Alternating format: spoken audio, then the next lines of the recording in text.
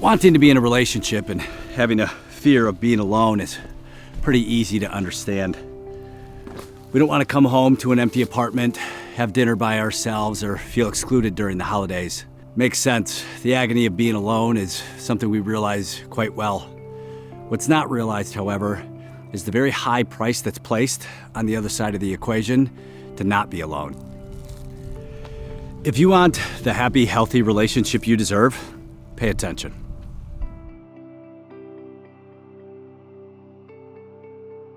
Fear of being alone is responsible for more unhappy relationships, unhealthy psychological development, and more pent-up frustration and misery than we realize. This fear is the biggest driver for some of our most unfortunate and regrettable decisions. There's a lot of unnecessary penalties we face with our fear of being alone. With this fear, we make some pretty unsavory choices with the company that we keep in our lives. Instead of waiting for the appropriate person to walk in our lives, we feel the need to entertain virtually everybody. We just don't have the strength to hold out and wait for the 5th or 200th candidate.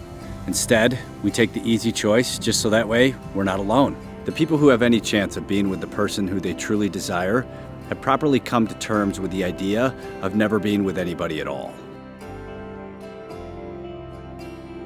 Being with the wrong person seems bearable at first. Over time, slightly wrong and uncomfortable, like wearing that pair of shoes that's been rubbing on the backside of your heel, wearing it raw all day, becomes nothing short of horrific. Every beautiful place you travel to will be ruined. Every promising moment, destroyed. Every success will be compromised. What may begin as slightly peevish, irritable, and tedium turns into catastrophic self-disgust, sexual misery, broken finances, and the extreme sense of loneliness that ironically would never have had the power to be generated if we were on our own. Unfortunately, when we're terrified of being alone, we have no strength to argue for our own needs within the relationship. The power is granted to the partner who feels loneliness the less. We develop a sense for which partner feels that they have no place to go. There's no use in stomping our feet and saying that we've had enough. The very thought of sleeping by ourselves or eating alone is enough for us to believe that we've never had enough. We can't even fathom going to a party or doing anything by ourselves since we're so reliant on our partner to compensate for our weaknesses. We experience none of the growth or educative opportunities to overcome our inhibitions the single person must face. We don't learn how to take a vacation alone to the beach, enjoy weekends in, or how to pick up the phone and call a loved one. And therefore, we don't develop the true social discrimination and resiliency we need. For those of us who signed away our freedoms, there will be constant reminders of what we will have foregone. Interesting people, unique opportunities, all in exchange to ensure we don't sleep alone. And worst of all, we won't have the opportunity to know and understand ourselves. Constantly having a partner in our lives removes our ability to explore our own ideas, to learn who we are, to determine what's important to us and what we truly need. We will use other people to distract us when anything challenging or painful comes into view. There will be so much about our feelings and ideas that we'll never truly understand about ourselves. So many big questions about our careers, our lives, the purpose of life, what we believe in, won't be answered because we've always had somebody there to distract us. Sadly, after a while, we won't even realize that we're miserable.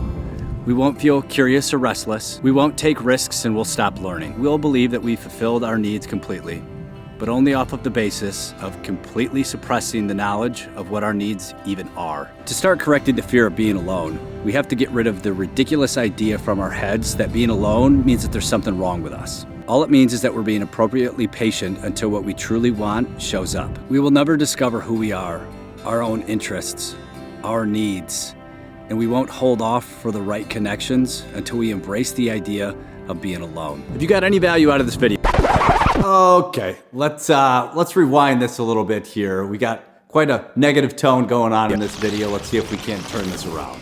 I'm gonna go ahead and give you 5 specific reasons of why being alone is gonna be very beneficial for you, your mental health, and the potential of future relationships.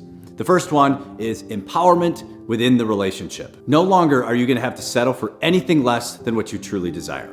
You're not gonna have to look at your partner and say, well, you have 7 out of the 10 characteristics that I'm looking for. I guess this is just going to be good enough. 7 out of 10 may be enough, but it's ultimately your choice because you know that you're content being by yourself.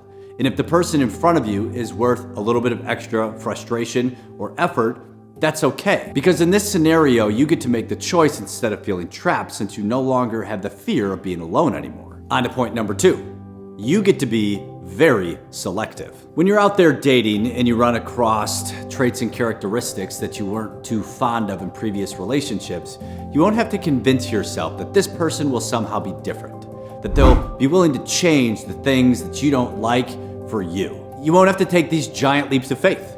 You can just say no thanks, and you can keep on living your happy life that is filled with no relationship stress. Point number 3, you don't have to feel like you're missing out. Since being alone is no longer an issue, we can now go to the movies, we can take a vacation. If we don't feel like cooking dinner, we can go out to a restaurant by ourselves. This is a really big deal because now we get to live the life that we want. We no longer have to miss out on opportunities and experiences because we're no longer relying on other people to make us happy. On to point number 4. Overall, we will be happier people. We experience stress from many different facets of life.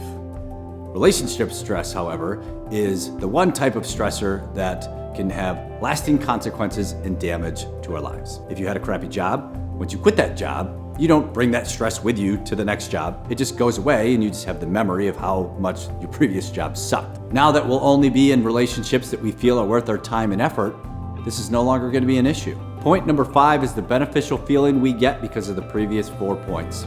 We don't ever feel alone anymore. When we're content with being alone, it doesn't mean that we live this life of isolation.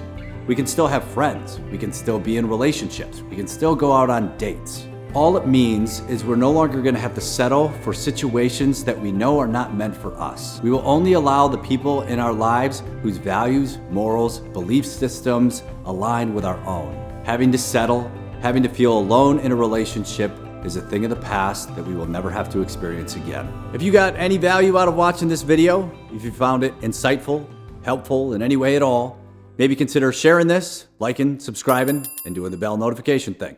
Thanks for watching.